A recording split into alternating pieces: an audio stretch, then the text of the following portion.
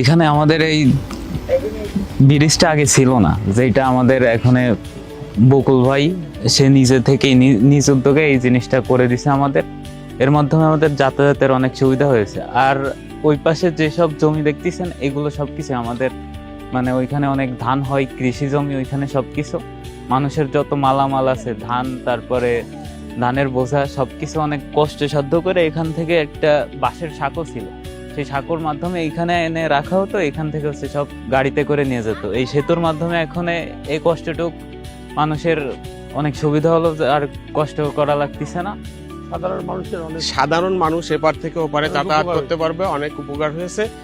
মাছ আনা নেওয়ার জন্য যে পরিবহনের সুযোগ সুবিধাটা হয়েছে, এটাও উল্লেখযোগ্য একটা ভূমিকা রাখছে এই ব্রিজটা।